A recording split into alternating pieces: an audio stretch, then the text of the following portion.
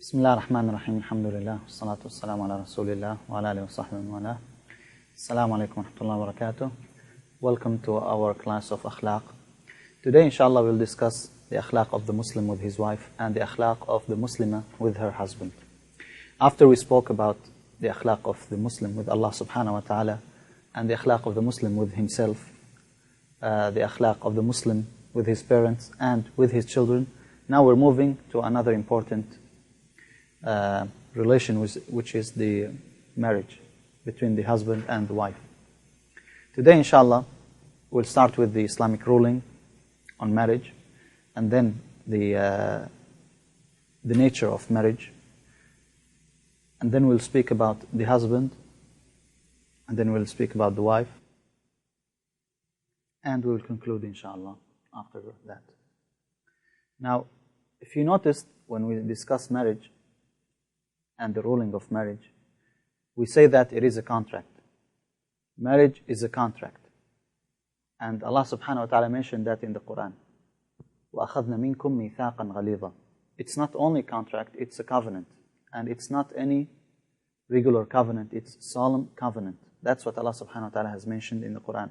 So it is a contract. Plus, in addition to the contract, it is also ibadah. It is a type of worship. And that's why some scholars put the chapter of nikah, of marriage, after the ibadat, after hajj. And then, after the marriage, they mention the rest of the transactions, the financial transactions. Why? Because it is a transaction. This is a contract between the husband and the wife. Even nowadays, it's still, say, marriage contract. Aqd zawaj. So it is a contract. Other scholars, they said it is after the chapter of financial transactions. Because financial transactions between people, and then this transaction, it is with another party, but also it is with Allah subhanahu wa ta'ala. Now this is very important, because you need to remember this when you're dealing with your wife, or when the wife is dealing with her husband, that you're not only dealing with that person, you're dealing with Allah subhanahu wa ta'ala. This is very important. Now, unfortunately, many people, they don't realize that it is a contract. Contract means there are terms and there are rulings that you have to adhere to. And for the other students on the weekend, I asked them to mention or to list the most important things. Imagine you are told to write a contract, marriage contract.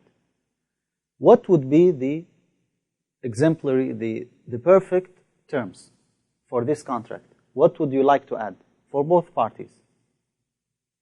Now, all these things are in the religion, but they are not mentioned. That does not mean you don't have to adhere to them. Like, one thing, can you humiliate your wife?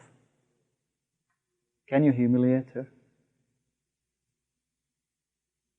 Why you are hesitated? No. Can you do any oppression of any type? No. The same thing for the wife. This is known, but it's not written. Yet, how many people they do oppression? How many people they do injustice to their wives, or the wives to their husbands?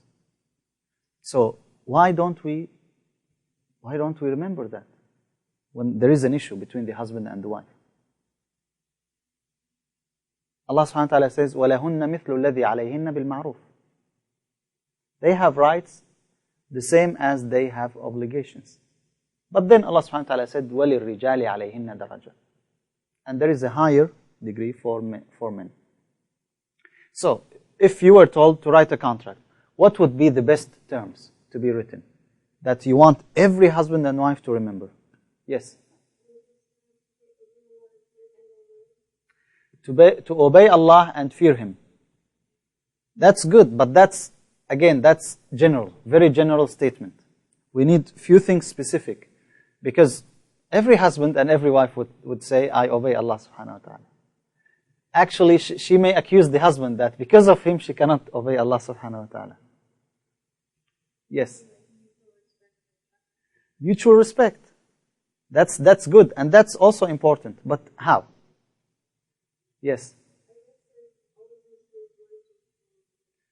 That's good, like using good words. Now again, this could be also general, but we know, is you are full, is this a good word? Of course not. So we stop from saying this. Using good words. What else? But again, I'm asking for the most important things. Now, is this like top priority? Yes. Kindness. Every husband would say, I am kind to my wife, but she is the evil. Or every wife would say the same thing. But that's good. Like, see, if you mention these things like kindness, mutual respect, fearing Allah subhanahu wa ta'ala, if you mention them and keep them, every time there is something happens, we agreed on this. That's the reality of this. That's how it should work. But unfortunately, once there is a problem, we forget everything. Allah subhanahu wa ta'ala reminded us, وَلَا تَنْسَوْا الْفَضْلَ بَيْنَكُمْ. Forget not the things that you did to each other, the favors that you did to each other. So I asked them, do you want to do it as a homework?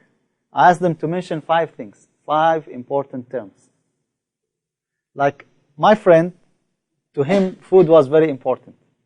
So he agreed with his wife from the first day that every day she has to cook a new meal. Every day. Every single day. Yeah. I told him, what is that? Haram. That's too much. He said, no. It's well known that if I eat the second day food, the same food, second day, it won't be as delicious as the first day. I'm going outside to work, so she's inside. She doesn't work. I am working for her, so she has to cook. If she did not cook every day, she will be sleeping. I told him, mashallah, that's good. And she agreed. He said, yes. I said, fine. If you agreed, what do you think? Is that a good term? For husbands, that will be. But I told him, what if the food was not enough? He said, no. She cooks exactly what we eat. I told him, what if it was extra? He said, no. Alhamdulillah, it's working. They have been married for like now 4 years, and yeah. So what do you think? Is that a good term?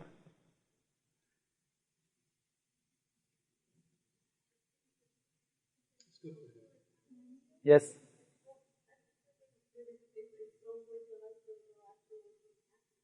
Yeah, again, what was the point of stipulating this? What was the point?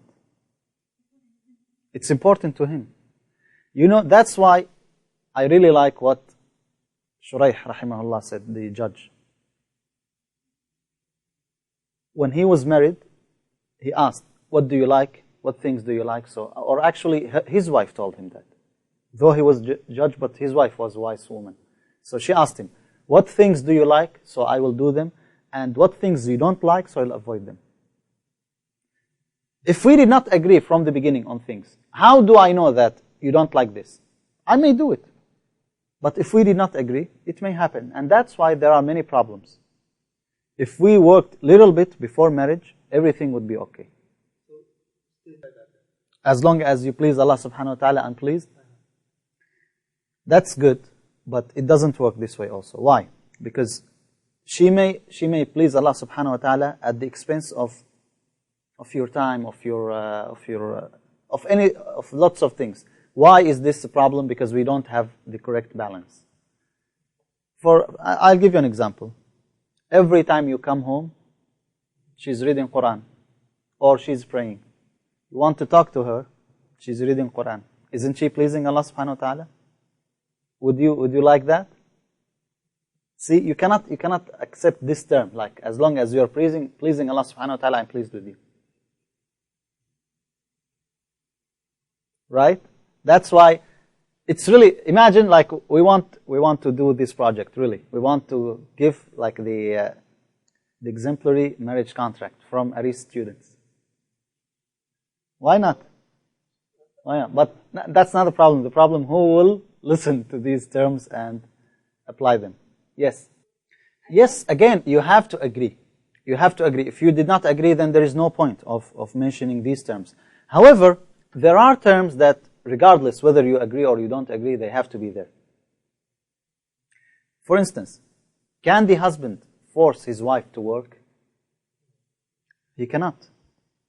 What if he said in the contract that I want you to work every month? This is null. If she agreed, that's fine. But what if she came later and said, I cannot? See, that's the problem when you want to enforce things that are not, or they are against Islam. But as long as you agree on things which are in essence allowed, that's fine.